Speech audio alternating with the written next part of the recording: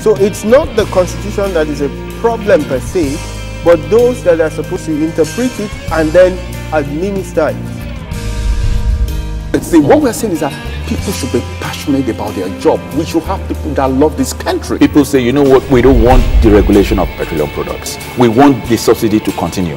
We want our refineries to be prepared. But you go talk to somebody who runs or works in one of these refineries, they will tell you why those refineries can never work. There is a present and real danger for the corporate existence of Nigeria. Generally, this government is considered as weak. It should not be so. If we remain like that, then we will remain in socio-economic and political thraldom. So when you talk about passion, the people ruling us, they are not passionate.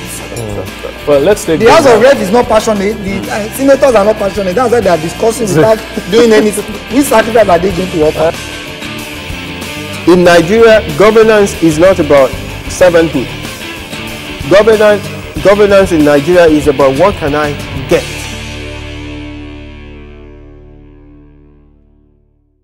Welcome once again to this exciting edition of The Agenda. Yes, this is a program where we take a look at a lot of issues in the country and beyond, as long as it's in the hearts and minds of the citizens of this country, Nigeria, then you're sure to have it on this program. You're welcome.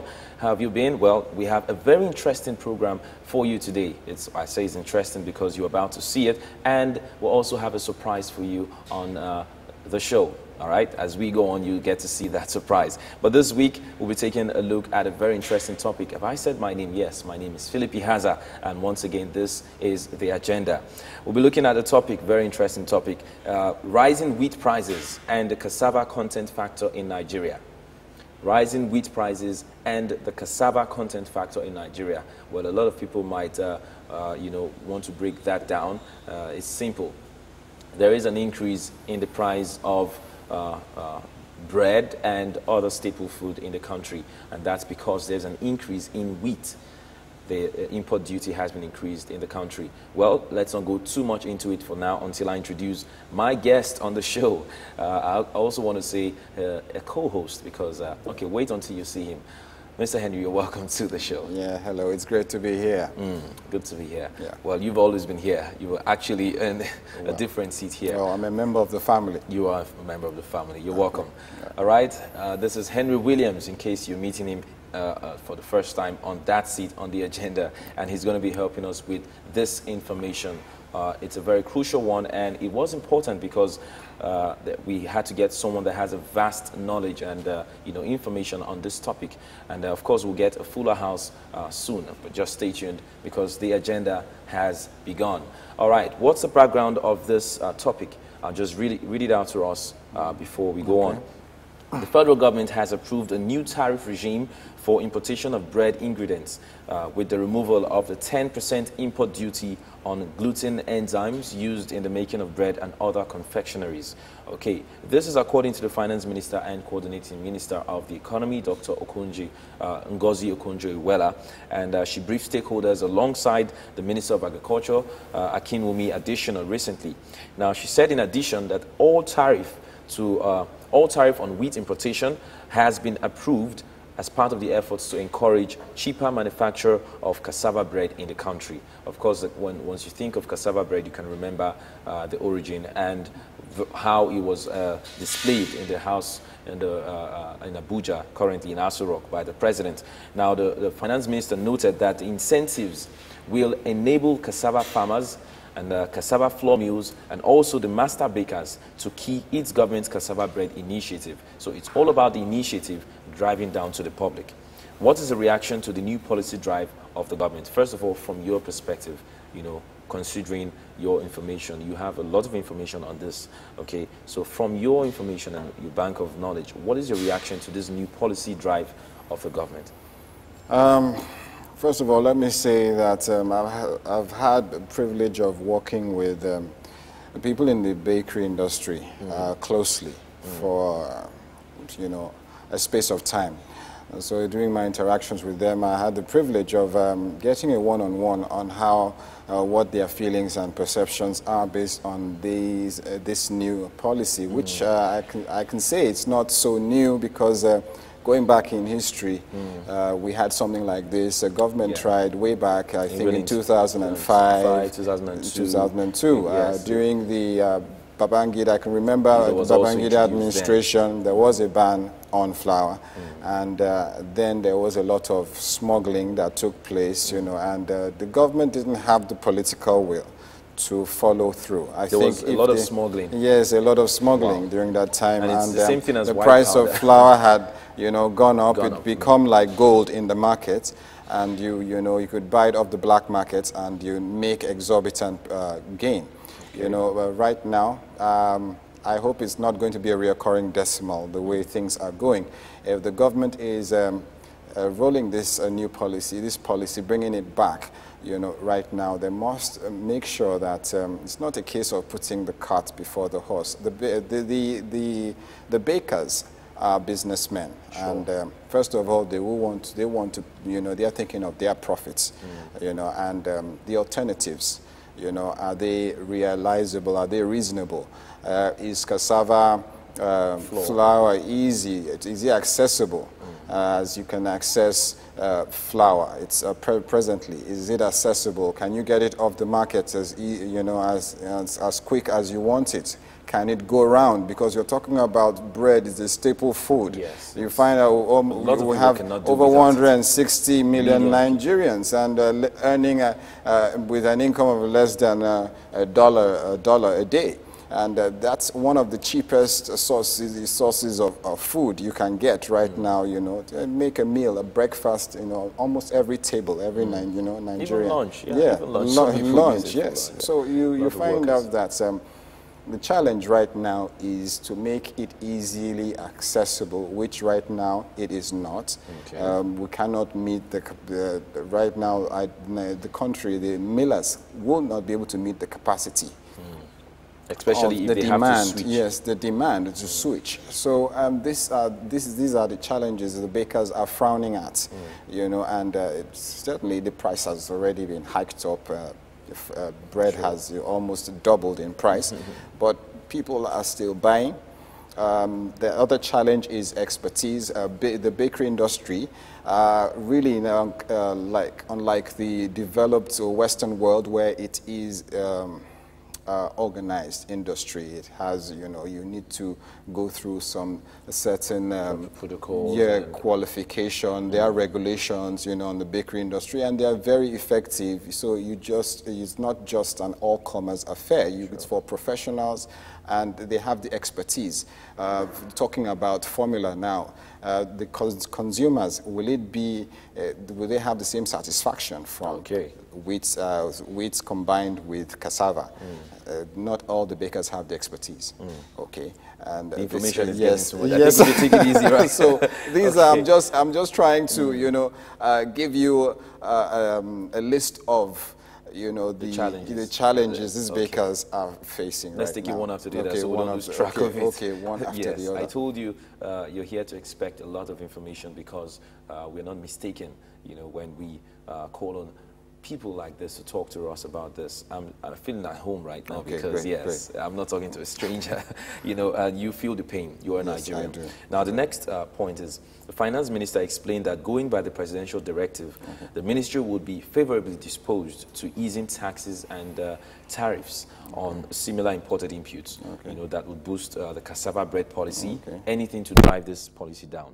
And then intended like to soya flour, yes, and all of that. And then the another reason is to provide you more will jobs. definitely need improvers, you know. Of course, people to develop it and all of that. And then, despite these incentives, there seems to be a lot of resistance to the policy. Because it shouldn't be a surprise. Okay. As human beings, we're habitual creatures, and definitely the government is trying to push the bakers out of their comfort zone right now, and it's there is a price to pay for change. Okay. And whether you like it or not, you have to look at the pros and cons of this policy. Who is getting the shorter end of the stick? Is the consumer will definitely be the better, should be the better for it.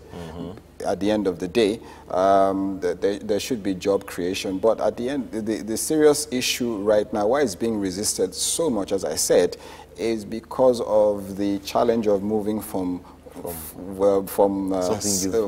something you're used to, you know, all their lives to a new product. You have to retrain. People have to know how to, you know, inculcate this to, you know, products, these to inputs, and to give them the best results, you know, and there will be losses. And then talk to your taste buds. Talk to your taste buds. There will be losses, and you know, and there will be a need for how do you call it? Resource, you know, getting inputs from whatever, retraining, orientation, training, you know, and all that. They have to invest. You know, it's a price both sides, or one side is paying. If you ask me, you know, if one side is paying, so they definitely are going to receive. Let's look at the percentage increase now. Baked products and confectionaries have already gone up by 25%. Currently, exactly. You know, if you bought bread this morning, you will notice. You know, and then does this move not put the burden of this policy on the average Nigerian consumer, who has been greeted with several forms of gifts? Yes. In January, you know, the fuel subsidy, and you know, a lot of issues have come up this year alone for the average Nigerian consumer. So this alone is another greeting. You know, even, you know, Philip, you're right. Even you can answer that question, because you and I are definitely feeling the pinch. Sure. And it is there, you know, there is a change. And we're talking about the flour mills right now, who are one of the largest employers of labor. Yes. Okay, in the country. You have the Golden Penny flour mills, partly government owned. You have the Honeywell flour mills too, very large. We're talking about very large conglomerates now who are employing labor. And you find out if their production drops, is definitely, apart from the fact that consumers are paying more, it's going to affect the labor market, you know, in a negative way, because the companies cannot pay staff. They're going to have to reduce their workforce, and then possibly reduce the quality of their products. But yes, we understand that this is just a transition. Okay. We are supposed to look at this as short term. Okay, but how is the government making sure that this does not last too long, that people don't die in the wilderness before they get to the promised land? Promised land. That is the question, you know. Yeah, I like the way you put that. So people don't die in the wilderness before they get to the promised land. Like a lot of people did die during the fuel subsidy regime, and up till now, it's still down our throats. It's still down their throats. Wow. So the government right now has a challenge of confidence, because they have a bad track record of seeing things through. Okay. And it's not a situation where people are eating cassava bread, and at higher levels people are eating okay, don't mention, don't worry, because we know that the cassava bread is in the menu. So we can only lead by example. Yes, but we know that in Astor Rock it's in the menu. Well, that's what we are told. Okay, great. All right, now you talked about flour mills. Speaking recently, Executive Vice Chairman Honeywell Flour Mills PLC, Mr. Babatunde Odunayo in Lagos, he lamented that despite the good intention of government to use cassava as a springboard for rural development and urban decongestion, its unavailability and lack of technology by local millers to process the volume required will definitely frustrate the effort. That was his point. To supply companies like the flour, like Honeywell, who buy billions, tons of flour, with billions of naira worth of flour, you know, yearly. These are companies that they've even declared they're public. They are public. They are public listed companies, and you find out that the expertise on ground to churn out this kind of to meet the demand in the market is partly a joke right now. But then, since they've attained a level of maturity in that market, how do you now compare their own situation to the small and medium scale enterprises, the ones that are just starting up? That you know, what's the contrast? What do you think? How are they going to be affected, and how do they cope? Well, because if the Honeywell flour mills people are actually complaining about it, I'm wondering what will happen to the small and medium scale. Very good question. The truth about the issue is that only the strong will survive right now. Those with the financial muscle, as I said, that who can buy the expertise, who can actually change their mode or modus operandi, you know, of operation, buying new machines that can, you know, actually make them use these two products more effectively. Now, the smaller bakeries right now have a challenge, right, as I said. Sure, because they buy from the huge financial muscles, as you call them. Yes, they have that challenge. You talk of small bread we eat here, agege bread. Okay, thank you for calling that way. Agege bread, yes, that's bread, what it's called. Locally, in bread. local parlance here, it's called agege bread. And it is done by more or less semi-illiterate bakers. Okay.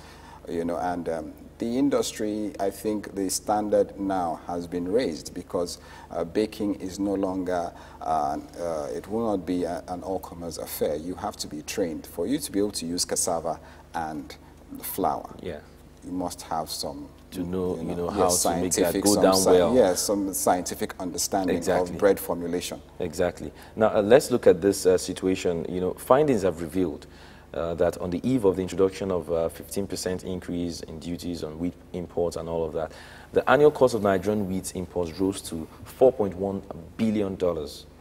Okay, we're looking at the exchange now. This measure, which according to the USDA increased the import levy from 5 to 20% and all of that. Now, is this more like, are we actually fattening the account of another country? Because 4.1 billion or about $4.2 billion, it's huge. Well, I must say, Philip, that the government means well. As I said, they mean it is a good thing if we can, you know, divert, you know, that large sum of money that is how do you call it, taking flights from our economy. You know, divert it back to create jobs, to create, you know, industries. It would be a very good thing. But what has happened is that, as usual, the government has not been able to carry the stakeholders along. And that is where the disjoint is. That is where the challenge is, because the stakeholders right now seem to have woken up to a reality that they really did not see coming. And as you said, you've been thrown into the, as I said, thrown into the water and you have to swim. So it's a serious challenge. It is very good to do that, because right now we are simply feeding American farmers right now. They are feeding fat largely, yes, on, you know, on the Nigerian economy. While our guys are getting our farmers here, you know, are practically when we are very rich in cassava in the first place. So that means you're buying into the idea. I do buy into the idea, but it's the implementation that is the challenge. Yes, the strategy in which the government has employed really has, I think, has some loopholes that need to be plugged. Okay, since you're talking about implementation, let's look at the guy in question, the Minister for Agriculture. Adding his voice, Dr. Akinwumi Adesina said it was another effort by the president to grow the economy and reduce our dependency on the importation of wheat. He said 635 billion naira is presently being spent on wheat annually, which is about the $4.2 billion. Don't you see this as a major shift from import dependency for Nigerian traders and farmers? Because even the Minister of Agriculture, we had a show previously that he gave us some of what he is doing in his department, his ministry, how he's reduced the facility, the loan facility to farmers who are interested in cassava as a way to back up that policy from the president. He also talked about importing lots of machineries, you know, to help process cassava flour, a lot of other incentives. Don't you think that's part of the implementation plan? Well, as in the past, the government has got it wrong by trying to deal from their level with the farmers. I think what they have failed to do is carry the states where these farmers, the local governments where these farmers, the grassroots, carry the states, allow the states to deal with the farmers directly. Don't, in their policies, they haven't actually taken the governors of these states where these farmers reside along, so that, you know, it can come to their level and they reduce the middlemen between these farmers and the government. Because what you find out is that these policies are there, but how many of them, how many farmers know that these are accessible to them? How many of them can, you know, cash in on this? How many of them can do that? And that is a challenge. The government does this. Meanwhile, middlemen and people up there, they take this advantage, and it doesn't get to the farmer wherever like he is in his yard. Yes, can lobby to lobby to get it. For themselves. It doesn't get to the farmers. So there has been many times stakeholders and analysts have pointed to that flaw, that there is something wrong in the implementation of these policies, and that is what government has to look into. How do these farmers actually benefit from these policies? Okay, let's look at some companies that were commercialized in as of February 2012. We have UTC. I'm sure you'll be very conversant with them. It's one of the largest bakers in the country. They were commercialized in as of February 2012. It was also followed by Butterfield, which is also one of the largest bakers in the country. The cassava bread, which many said could not go into commercialization earlier on. Especially when it was introduced sometime in 2005 and 2002, it was like a stillborn child, you know, as at that time. Now, the cassava bread, which many said could not go into commercialization, it has happened. Do these companies represent the major interest of the commercial stakeholders selling baked products in Nigeria or not? Well, I think they do, because of the volume in which they control. They are major stakeholders in the bakery industry. You cannot, they move the market, they determine the pace, they determine the price, the forces of demand and supply. They are very, very crucial in this. And I really believe that the policy is good. You know, it's good, but I think we've seen the president taste it in the case. The idea is good. On paper, it is good. On paper, it is a very good idea, laudable idea, like most ideas that we churn out. But the point is, we must make sure that the bakers, you know, are carried along in this issue. The bakers are carried along. I think that's the major issue. Okay, thank you so much. Well, you're still watching The Agenda, and if you're just joining us, you haven't missed much. We've been looking at a very crucial issue that if you are in the country, Nigeria, right now, you will definitely be affected by this topic. We're looking at the rising wheat prices and the cassava content factor in Nigeria. Okay, what is it about? How is it affecting you? Yes, if you eat bread, if you eat spaghetti, if you eat noodles, if you eat biscuits, if you have children that do that, sure, you're supposed to be affected by this price in the country, except you're saying you get them for free, which is mostly not the case. Okay, and I've been talking to Mr. Henry Williams. Yes, he is a family. Okay, all right, and we'll be looking at this topic. We've actually gone far, but I wanted, okay, we're ready with a call from a specialist, an official in IITA. His name is Mr. Buma Anga. So we'll take his call now and get his own view on this topic. So stay tuned.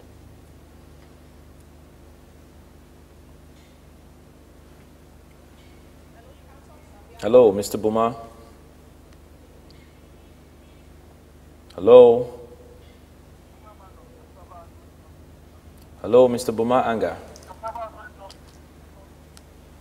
I can hear him clearly. I can hardly hear him. I can just hear his voice very faintly.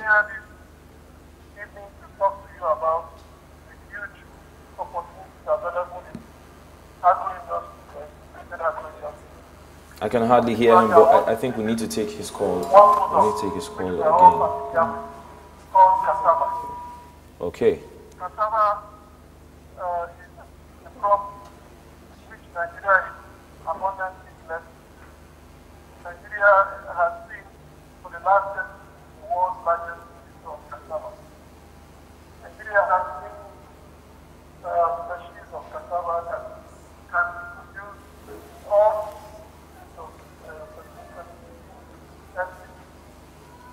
now for cassava, what is not familiar with are the uses for cassava. Cassava, apart from being the food is also a high-value industrial crop that can also serve as a cash crop. Cassava is a high-value industrial crop because of its products that can be made out of cassava. And at the moment, there are over 1,000 industrial products that can be made from cassava. value-added products such as fuel for cooking, you can also make automotive gas. So Cassava we have to take that call later. He was really, getting a lot of advantages. information, yes, on the cassava, because a lot of reactions have come up that with the introduction of cassava, there's going to be a proliferation of diabetes and all of that. So he was really giving us a very good information. We need to get that call back. Yes, we'll get that call back. So since you got a little of what he said, it's directed towards how cassava is going to affect. Yes, apparently he's for the idea. It's a laudable initiative by the government because of the how do you call it, the advantages of using cassava. It has other products that can be derived from cassava. You know, it is a cash crop, according to the gentleman, and Nigeria has capacity to be the largest producer of the crop itself, cassava. You know, and so it is a good way to go. Definitely, it is a good way to go, but we must look at the government making sure that it is sustainable. Sustainable. Yes, we must make sure that it is sustainable, and the efforts, the government does not relent on its effort to see that capacity building in its production is sustained, because you find out that apart from that, we've complained about our porous borders right now. Exactly. Yes, are we going to see the same situation we saw in 2000, back in the years when we found out that flour was coming in from other avenues now to show up the reduction and causing, a hike in prices, and making people some elements necessarily richer than they were before. You know, these are the things that the government has to look into to make sure that whatever will scuttle this idea or this project that they are embarking on will be curbed. Okay, let's look at some advantages of the cassava block, because I know that when it was introduced in the House of Representatives, it was a major, it was a heated up meeting because of that policy.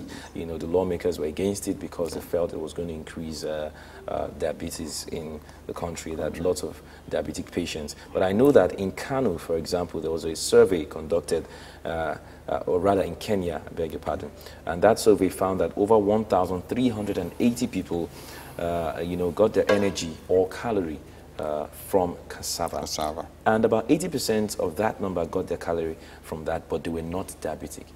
You know, so that is to say that there is a part of cassava that you can actually process, and it will even help reduce down the effect of diabetes, right? So I think right now, for it to be passed, the lawmakers too must have understood that part, that it is. Yeah, as you have said, the government needs to do a lot in creating awareness on the unique selling point. Awareness. Yes, awareness on the unique selling point of this of cassava, as a byproduct for bread. As a byproduct for making bread. I think that unique selling point is very important, because if the consumers see that there is a health benefit of using it, definitely they will not, in terms of the teething problems that I highlighted earlier concerning its production and achieving the same consistency of bread made from flour.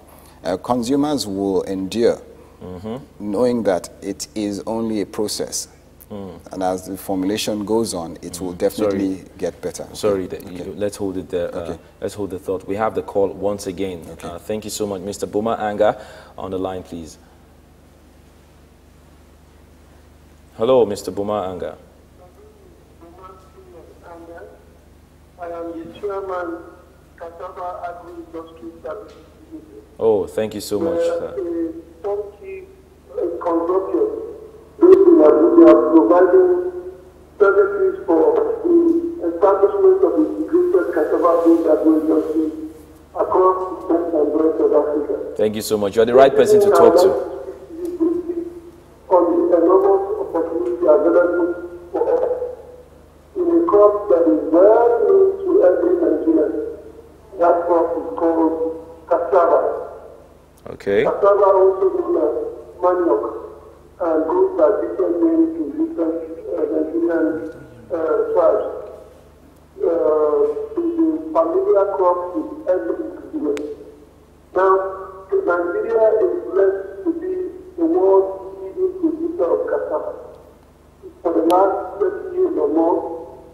has been the world's largest producer of cassava. Currently, our annual production stands somewhere around 50 million metric tons of cassava. The closest producer after Nigeria is Thailand, and Thailand's production stands at around 3 million tons. So Nigeria produces double the production of Thailand. And after Thailand, we have countries like South Africa, around 6 million tons. And that's where the greatness of Nigeria in terms of its size of being the world's largest cassava producer ends. When it comes to value addition and transformation of cassava and utilization of cassava, we are very, very far behind.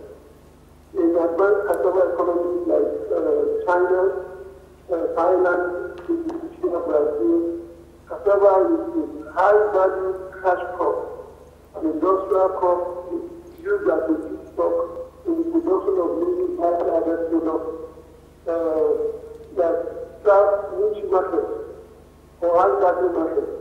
Cassava in China, for instance, is used as a feedstock for the starch industry, and from cassava starch, products such as MSC is produced. MSC is the same thing as monosodium glutamate. That's what Nigeria call white magic, Ajinomoto, Cassava, Cassava. These are different brands of monosodium glutamate. Africa is one of the largest consumers of monosodium glutamate, and Nigeria particularly is the biggest importer of monosodium glutamate into Africa. Monosodium glutamate is a food flavor enhancer, and it's used in every processed food, including Mozambique's food, including Ghana. And Nigeria being the largest importer, it's to pity that we have the raw material that it takes to produce monosodium glutamate. Bring your market just to see that was an asset, to set up the glutamate afterwards. That did not see the light of the day before the administration ended. But apart from monosodium glutamate, there are many other value-added products that can be made from cassava. You can make fuel for cooking where cassava can be used to produce cooking fuel ethanol.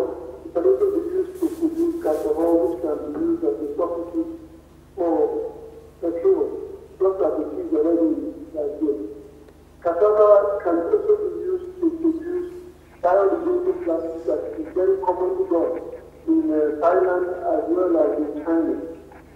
Plastic, consumer plastic that is used in every fast food restaurant for packing foods, for spoons, for bags, can all be made from cassava. So that when you dispose this plastic, they can easily degrade being they can decompose and serve as marine rather than becoming nuisance to the environment. Okay. What a lot of information there. He just keeps reeling them out. A lot of information coming from the IITA specialist, Mr. Boma Anga. In fact, I got informed, and my knowledge about cassava bread, I wish I had one here already, you know. And Mr. Henry, you enjoyed a lot of Well, I've just been schooled about cassava. I can't tell you how much information. I couldn't recall all of them, but one thing that comes to my mind is whatever I would have loved to ask Mr. Anga, the man from the IITA, is what is government doing to see that these byproducts are harnessed? Okay. To see that, you know, so much that can be derived from this product. What is it doing to sensitize, to create opportunities where people can actually have a way into this cassava production industry? And that is very important, because it's just not enough.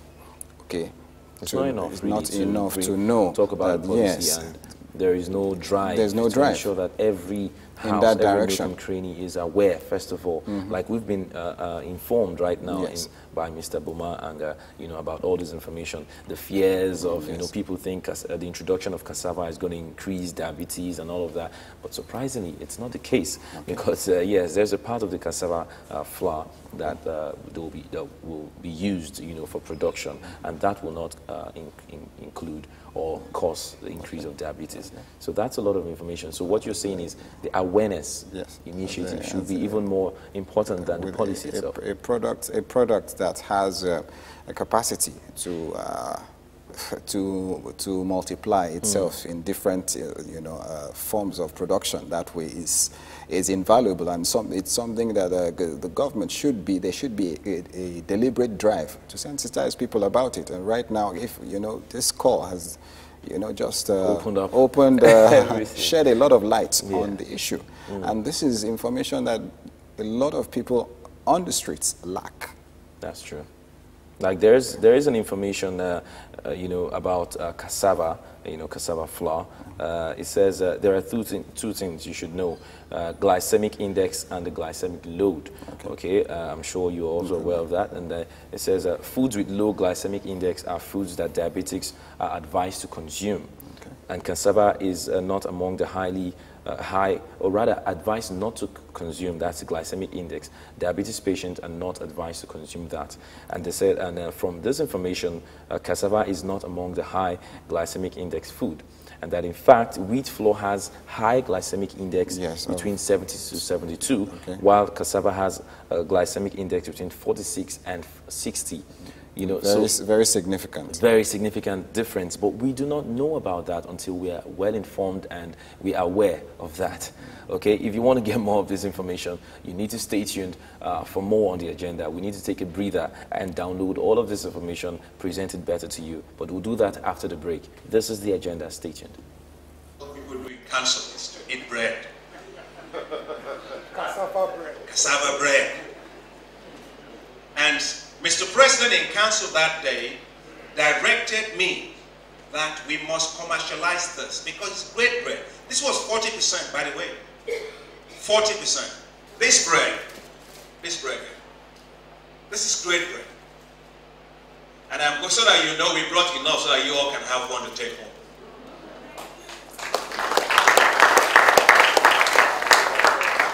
This bread is made by Mr. Lanier here, UGC. They stepped up to the plate and they actually ran trials, 92 trials, before they came up with a recipe to get this done. This is the bread I eat every day. This bread, the president eats it every day. She did not keep the recipe to herself. In the private sector, you keep things so that you can have your own protection over intellectual property. She did it. She put it up in the public domain for all the other corporate bakers and master bakers. Please help me appreciate that. So I was saying that we were having this dinner with the president of Malawi, and the president of Malawi, I asked the president of Malawi, Madam President, how do you like the bread you are eating? And she looked startled because I was asking her about a basic thing, bread. What is this minister asking me about how do I like bread? I said, I'm sure Mr. President would like you to know that that is the UTC bread that was commercialized the day before. She stopped eating. She said, no, you can't make bread out of cassava. And Mr. President said, that's why you are eating it. And she immediately asked for the bread. They took the bread and they took it into our car, to our limousine, and they flew it to Malawi. 1 week after, we got a letter. She wants Nigeria to help Malawi to do what we are doing in Nigeria so that they can reduce their dependence also with imports. Every African country is spending a lot of money on wheat imports. And I can tell you that so far, Ivory Coast, Ghana, Tanzania, Cameroon, and then Malawi, all of them, I have been contacted at the ministerial level, saying that what Nigeria is doing is the best thing. We are taking some of what we have, adding value to it, reducing our dependency on imports, and creating jobs. In fact, we are turning what was essentially a non-tradable commodity into a tradable commodity.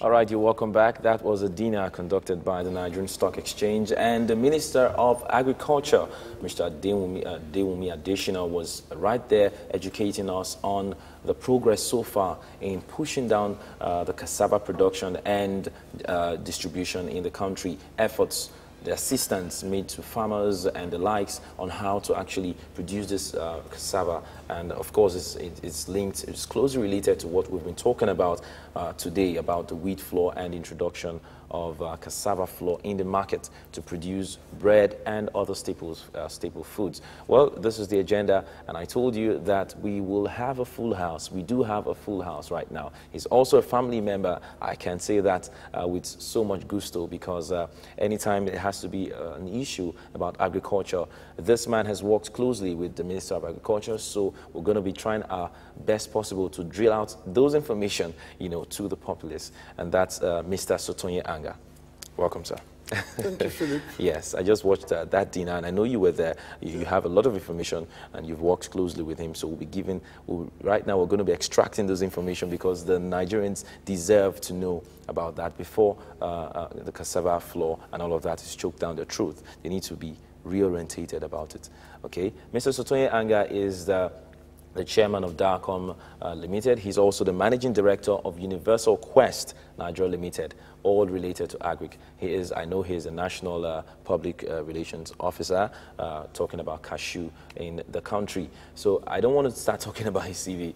If there is agriculture, an issue on this platform, then Mr. Anga is going to give us. Right now, I'll go straight to the issue. How much has been done, you know, in terms of implementation? Yes, the policy right now, we've gotten well informed so far in the program that the introduction of cassava flour is going to do us more good than harm, considering several issues: the importation of wheat, sole importation of wheat. We do not even have a means of producing it ourselves. We import it rather. So what form of, you know, what process, what strategy has been put in place by the government to ensure that our farmers can produce, you know, their own cassava flour and then mix it properly, you know, to give us this policy well implemented in the country? Well said, Philip. I'm happy to be here one more time. Yes. I apologize for the delay. I'm happy, actually. No, you're here now, so. You see, we need to look at this as a total package. Okay. What we're talking about is Nigeria, the most populous black nation on earth. We currently, as it is today, we spend about 635 billion naira importing wheat flour annually. Nigeria today is the largest single sole importer of wheat flour. So you can imagine the volume, the magnitude of money and business involved if we can do something to change our mindset to appreciate a substitute to wheat flour, a substitute that is homegrown, a substitute that we are familiar with, that we can really harness, and that is the cassava. Today, the biggest opposition to the cassava inclusion in the composition of bread and other pastry is simply, they say, cassava is not good. Cassava flour is poor quality. They tell you cassava flour contains cyanide, thiocyanide. It's acidic. It's acidic, it's poisonous. All these, diabetic. All these are not true. You see, in the process of processing your cassava, the cyanide content is removed completely. Completely. Yes, it goes out with the water. So you see, the point here is the Minister for Agriculture is doing a good job to refocus Nigerians. So look at this thing. Cassava is the way forward for Nigeria. The truth is, I started my agribusiness career with cassava. Wow. I was a cassava farmer. Okay. And I was a cassava processor. Okay. So I have a passion for cassava. Now, down the line, in past years, up till now, you see farmers grow cassava and they cannot sell their cassava. No market. What do we use cassava for? We use cassava to produce gari, we use to produce fufu, starch, and these are what we use locally. But it's not enough. If we continue to depend on production of gari and fufu, we'll remain impoverished. We need to expand. The biggest market to challenge, therefore, is the wheat market. Look at it. Let's talk about figures. 635 billion naira annually. If you take off even 20% of that, that's big money. That's big money. It will be worth the while. You see, as it is right now, if we concentrate on this policy to add 20% cassava flour, combine it with wheat to produce our bread, we will do a whole lot to create jobs. They're even saying 40%. So if 20% is introduced, what you're saying is that's even a big step in that direction. Absolutely. You see, let's go back memory lane. When this whole program started, Obasanjo started it with 10% cassava flour inclusion. But that did, when he left power, when he left government, he died. Yar'Adua came in. Nothing was done about it. So it was a dead process. And then fortunately, President Goodluck Jonathan came in. And then again, fortunately, Dr. Akinwumi Adesina was also made Minister for Agriculture, a man passionate, so passionate about agribusiness and again about cassava. And now they've been able to bring it upstream. 40% is fantastic. Look, in the last 1 month or thereabout, the United States have been hit with drought. And this is the worst drought in over 50 years. Okay? Now, what will simply happen is that even the wheat farms will be affected. Price for wheat is already going higher. Who are they going to pass it to? They will pass it to consumers. Of course. And Nigeria is one of the major consuming nations. Sure. So we have a problem. If you look now in the last 3 weeks, price for bread had increased 20%. Sure. 20%. I was just coming to that. Okay. Even as low as the lowest form of bread, in quotes, agege bread, like Henry put it. But how do we reconcile the fact that cassava, as Mr. Anga says, is in large supplies, wasting, and farmers actually don't have a channel to push it through when byproduct of cassava, which is gari. Gari is so expensive because people, the report we get is that cassava is not even sufficient enough for local consumption because it is exported. It is a cash crop that's exported. So how do you reconcile that? I would like him to. No, you're part of the show. Tell me more. Yes, because now he's giving me a different analysis of the story. Because you consume gari, I do, and everyone I know how expensive it's. More like it costs an arm and a leg, to buy a bag of gari. So what has been done really? If you say there's no channel to push it, then why is gari we need to so expensive? We need to take what he has just brought. It's a very, very valid point he has just brought. You see, there is one thing. Look, let's come back. Nigeria is the largest producer of cassava in the world. We produce between 20 to 30 million metric tons. Again, let's look at why you find so much scarcity. When farmers invest their money to grow cassava and they don't find a market to sell their cassava, what simply happens is they leave it in the ground to rot. The next season, they don't go to plant cassava again.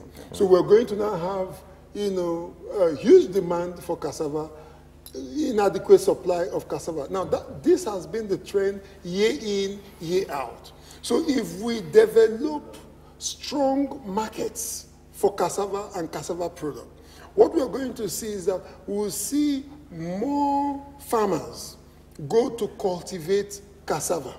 Now, when they cultivate cassava and they can quickly sell their cassava, it means that they are making income, good revenue. They will be encouraged to produce more. Now, it is also important that we encourage a cash crop status for cassava, because we need to export more cassava. If we have a big export market, to export our cassava, we have a local market to also consume our cassava, it means that people will go more into cassava cultivation. Now, let's look at the opportunities we have here, the privileges. As against wheat. Yes. You see, if you look at Nigeria today, we have a land mass of about 84 million hectares.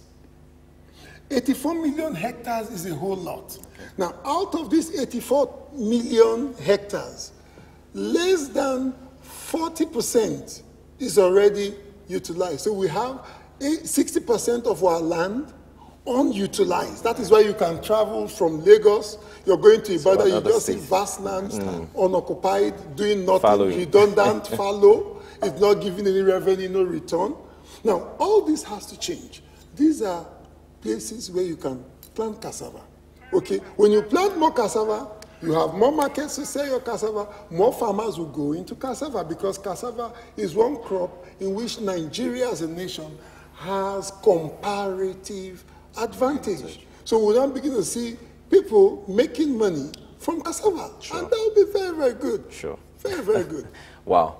Well, you might now start wishing if we should forgive Mr. Anga for not coming early, but then we've gotten so much information about the need for us to move from wheat, which we're not currently producing in the country, to cassava, which we are currently the #1 producer of cassava, and it's necessary that we move. But before we round up, Henry, just quickly give us your own view on this policy to, finally move from wheat to cassava flour. Well, I just want the government to sustain the policy. Let it not be a flash in the pan like other policies they've attempted to do in the past when they brought it up. This time around, let there be the political will to carry it through, and let there be capacity building. Let the government, deploy its forces to enable those farmers, all right, to also meet up with the demand that, is required.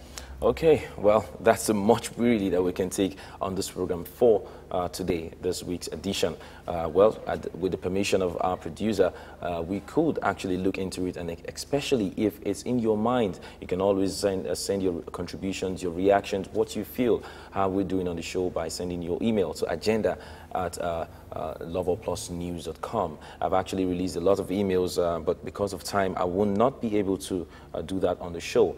Why should we move from wheat to cassava? That's a question you need to also answer for yourself. But so far with the information, I think we need to move to that policy because it's going to serve us more good than harm. Well, it's been an interesting time on the show. Mr. Sotonye Anga, thank you so much for joining us. Thank you, sir. Mr. Henry Williams. Yes, you're always family. I felt so relieved to have you on the show. My name is Philip Ihaza, and that's so much we can take on this edition of The Agenda. We hope you enjoyed yourself. Until next week, same time when we come on this station to give you more information on the agenda, redefining patriotism and setting the agenda of this country right. My name is Philip Ihaza. Have a beautiful week ahead of you. So it's not the Constitution that is a problem per se, but those that are supposed to interpret it and then administer it. See, what we're saying is that people should be passionate about their job. We should have people that love this country. People say, you know what, we don't want deregulation of petroleum products. We want the subsidy to continue.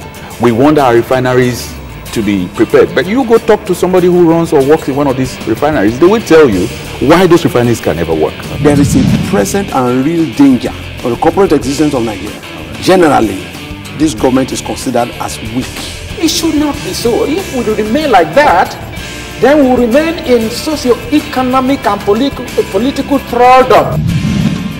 So when you talk about passion, the people ruling us, they are not passionate. Well, let's take the House of Rep is not passionate. The senators are not passionate. That's why they are discussing without doing anything. Which sacrifice are they going to offer? In Nigeria, governance is not about servanthood. Governance in Nigeria is about what can I get.